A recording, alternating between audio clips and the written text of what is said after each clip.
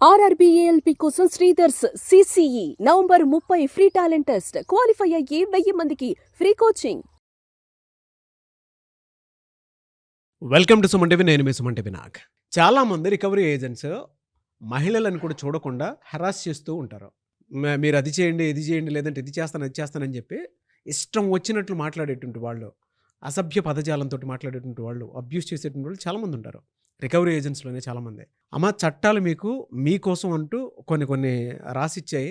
వాటికి సంబంధించినటువంటి వాటిలో కనుక మనం చూసుకుంటే ఏమున్నాయి అండ్ ఆ రైట్స్ని మీరు ఉపయోగించుకొని మిమ్మల్ని మీరు ఏ విధంగా ప్రొటెక్ట్ చేసుకోవచ్చు అనేది ఈరోజు మనతో పాటు ప్రముఖ అడ్వకేట్ శశికాంత్ గారు ఉన్నారు. అది వారి మాట్లాడి తెలుసుకుందాం. Hello sir. నమస్తే అండి. సార్, మనం రెగ్యులర్గానే చూస్తూ ఉంటాము రికవరీ ఏజెంట్స్ జెంట్స్నే ఎలా పడితే అలాగా ఇష్టం వచ్చినట్లు మాట్లాడుతూ ఉంటారు. ఇంకా సింగిల్ ఉమెన్ అనుకోండి సార్, ఇంకా వాళ్ళ ఇష్టం, ఎవరో చూడలేదు కదా, చేయట్లేదు కదా అన్న పాయింట్లో ఆ వీక్నెస్ని పట్టుకొని ఇష్టం వచ్చినట్లు చేస్తూ ఉంటారు.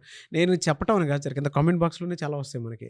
కరెక్ట్ అండి, కరెక్ట్, నేను ఒప్పుకుంటాను. సార్, వాళ్ళ హరాస్మెంట్కి చట్టాలు అసలు ఏం చెప్తున్నాయి సార్? అంటే రికవరీ ఏజెంట్స్ పెట్టేటువంటి హరాస్మెంట్స్ ఏవైతే ఉన్నాయో మహిళల మీద ప్రత్యేకించి చట్టాలు అసలు ఏం చెప్తున్నాయి?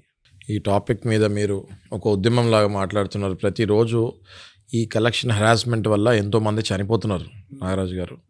సో ముందుగా మిమ్మల్ని కంటిన్యూస్గా ఈ అవేర్నెస్ క్రియేట్ చేస్తున్నందుకు, మాలాంటి అడ్వకేట్స్తో మాట్లాడి క్రియేట్ చేస్తున్నందుకు మిమ్మల్ని అభినందిస్తూ, ఈ అవేర్నెస్ కేవలం ఎవరైతే బాధపడుతున్నారో ఆ మహిళలకే కాకుండా ఈ అవేర్నెస్ కలెక్షన్ వాళ్ళకు కూడా అండి. ఎందుకంటే చాలామంది కలెక్షన్ వాళ్ళకి తెలియదు కదా, సరిగ్గా చదువుకోరాళ్ళు. వాళ్ళకి తెలియక పైవాళ్ళ ఒత్తిడికి ఇలా మాట్లాడండి అంటే వెళ్ళి మాట్లాడేస్తారు. ఆ తర్వాత వాళ్ళ మీద ఏం సెక్షన్స్ పడతాయి అన్నది మనం మాట్లాడుకుందాం. ఒక మహిళ ఏదైనా లోన్ తీసుకొని బై మిస్టేక్ జాబ్ పోతాం వల్లనో, బిజినెస్ లాస్ అవటం వల్లనో లోను కట్టలేని పరిస్థితిలో ఉన్నప్పుడు కలెక్షన్ వాళ్ళు వాళ్ళ ఇంటి ముందుకు వచ్చి ఆ మహిళతో మిస్బిహేవ్ కనుక చేస్తే, అంటే ఫర్ ఎగ్జాంపుల్ ఆవిడ అక్కడ నుంచి ఉంటారు, వీళ్ళు గేట్ దగ్గర నుంచి ఏమమ్మా డబ్బులు తీసుకున్నప్పుడు తెలీదా, కడతాం చేత కాదా అని చెప్తాం వరకు ఒక కైండ్ ఆఫ్ హెరాస్మెంట్. శృతి మించి వీళ్ళు గడప దగ్గర నుంచే ఒక లేడీతో ఎలా మాట్లాడాలో కూడా తెలియక, తింటున్నారు కదా, పెళ్లి చేసుకుంటే సరిపోద్దా, పిల్లల కంటే సరిపోద్దా, కట్టాలి కదమ్మా లోను, పిల్లల కంటే సరిపోద్దా అన్న మాట మాట్లాడటం జరుగుతుంది. నా దగ్గర కంప్లైంట్స్ వస్తాం జరిగినాయి నాగరాజు గారు. Clearly it attracts section 509. అంటే 509 సెక్షన్ ఐపీసీ ఏమంటుంది అంటే, ఇప్పుడు బిఎన్ఎస్ కిందకి మారింది. అది ఏమంటుంది అంటే, మీరు కనుక మహిళలతోటి if you even utter a single vulgar word or if you give a single vulgar gesture, అంటే చేతులతో కానీ, కళ్ళతో కానీ, కాళ్ళతో కానీ ఎటువంటి రాంగ్ సింబల్ మీరు మహిళ వైపు కనుక చేస్తే ఇమ్మీడియట్గా అది సెక్షన్ 509 కింద వర్తిస్తుంది. దానికి సింపుల్ ఇంప్రిజన్మెంట్ 3 ఏళ్ల వరకు శిక్ష పడుతుంది.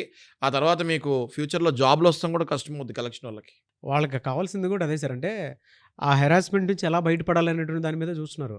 Thank you so much for the information అండి.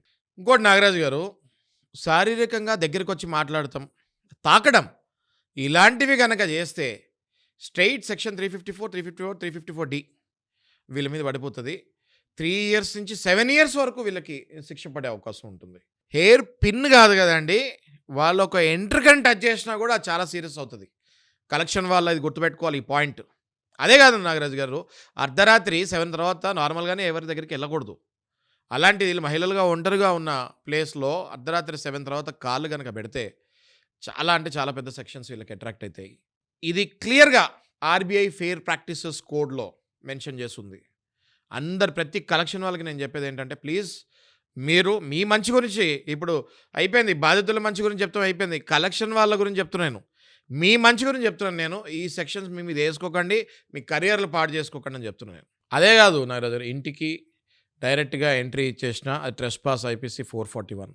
ఇంటి దగ్గర బలవంతంగా ఫోటోలు తీసినా, ఇంటి ఫోటోలు తీసినా, వీళ్ళ ఫోటోలు తీసినా అది కనుక మిస్యూజ్ చేసి ఐటీ యాక్ట్ సెక్షన్ 66 కింద పడుతుంది. ఇవన్నీ కలెక్షన్ వాళ్ళకి ఇన్ని సెక్షన్స్ పడతాయని వాళ్ళకి 1% కూడా ఐడియా లేదు అని నేను చెప్తున్నాను. అట్లా కూడా కాదు నాగరాజు గారు.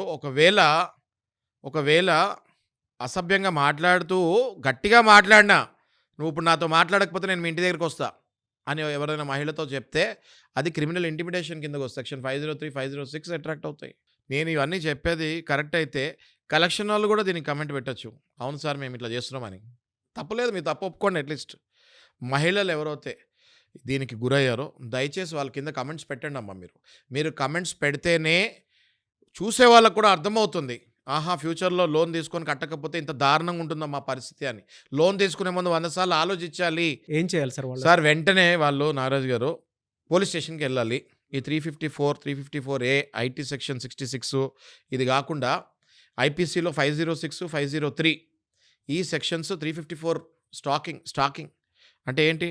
ఇక ఆ మహిళ ఎటో ఇంటి నుంచి వెళ్తుంది బస్ స్టాప్కి, ఇటు బస్ స్టాప్ దగ్గరికి వెళ్ళి నుంచి ఉంటాడు, మేడం మీరు పర్సనల్ లోన్ పెండింగ్ ఉందని. ఎంత దారుణం అండి అది, ఎంత దారుణం. ఆర్బీఐ ఫెయిర్ ప్రాక్టీస్ కోడ్లో ఇవేమి లేవే. మరి మీరు ఎట్లా చేస్తారు? ఎంత గుండెలో ధైర్యం ఉండాలి మీకు జైనికి. Yes are no? అంటే సమాజంలో కలెక్షన్ వాళ్ళు అంటే మీరు పెద్ద గుండాలు అనుకుంటున్నారా, లేదా హీరోలు అనుకుంటున్నారా, 2 అనుకుంటున్నారా? 2 కాదు, మీరు 0. మీరు అర్థం చేసుకోండి. మీరు పోలీసు కాదు, అడ్వకేట్ కాదు, న్యాయ వ్యవస్థ సంబంధం లేదు మీకు. దయచేసి రూల్స్ ఫాలో అవ్వండి, లేదా కఠిన శిక్షలు మీ మీద పడతాయి. ఒకటే గుర్తుపెట్టుకోండి, మీతో కనుక ఇలా బిహేవ్ చేస్తే క్లియర్గా సెక్షన్స్ ఉన్నాయండి. 509 అసభ్య మాటలు, 354 శారీరక వేధింపులు, 506 బెదిరింపులు. ఆర్బీఐ ఫెయిర్ ప్రాక్టీస్ కిందకి ఇవేమీ రావు. మీరు వెంటనే ఏం చేయొచ్చు, నేను చెప్పాను ఇందాక, స్థానిక పోలీస్ స్టేషన్కి వెళ్ళండి. వాళ్ళు కనుక కంప్లైంట్ తీసుకొని యాక్షన్ తీసుకోకపోతే అడ్వకేట్ దగ్గరికి వెళ్ళండి. ఆ తర్వాత మీరు వెంటనే ఆర్బీఐకి, ఓంబడ్స్మెన్కి మెయిల్ పెట్టండి. కానీ ఒకటే నా రిక్వెస్ట్, దయచేసి మీరు ఏదో ఒక ఎవిడెన్స్ వస్తే ఆడ గేట్ దగ్గరికి వచ్చి న్యూసెన్స్ చేసినప్పుడు, మీతో అసభ్యంగా మాట్లాడేటప్పుడు దయచేసి రికార్డింగ్ చేయండి, ఫోటో తీసుకోండి, లేదా వీడియో తీయండి. అవి మాకు ఎంతో ఉపయోగపడతాయి మిమ్మల్ని కాపాడటానికి. అంతేకాదు నాగరాజు గారు, అట్లీస్ట్ మెసేజ్ల్లో అసభ్యంగా పెడితే దాని స్క్రీన్ షాట్ తీసి సేవ్ చేసుకోమని చెప్తున్నాను. ఎనీవే సార్, థ్యాంక్ యూ అండి. నిజంగా చాలా మంచి ఇన్ఫర్మేషన్ అది. ఇన్ని సెక్షన్స్ వాళ్ళకి అప్లికేబుల్ అవుతున్నాయి అని అంటే చాలామందికి తెలియదు. రికవరీ ఏజెంట్స్ సంబంధించి హరాస్మెంట్ ఎక్కువ గురవుతున్నారు, కానీ ఇన్ని ఉన్నాయని తెలియదు. మీలాంటి వాళ్ళు ఇలాంటి ఇన్ఫర్మేషన్ ఇవ్వటం really great. Thank you so much. And వాళ్ళకి మీరు హెల్ప్ అవ్వాలని మాత్రం కోరుకుంటున్నాను డెఫినెట్గా. సో మీరు ఎవరన్నా సరే అప్రోచ్ అవ్వాలనుకుంటే మాత్రం అలాంటి హరాస్మెంట్ జరుగుతుంది అని అంటే డెఫినెట్గా మీరు అప్రోచ్ అవ్వచ్చు. లేదా మీ ఇళ్లలోనే, మీ ఇంటి చుట్టుపక్కల ఉన్నటువంటి వాళ్ళకే చాలామందికి జరుగుతూ ఉంటాయి ఇవి. కనీసం అది గుర్తించైనా సరే అట్లీస్ట్ మీరు అప్రోచ్ అయినా డెఫినెట్గా మిమ్మల్ని మీరు కాపాడుకున్నట్టు ఉంటుంది, వాళ్ళని కూడా మీరు కాపాడినట్టు ఉంటుంది. Thank you so much Shashikant గారు. Thank you Nagaraju.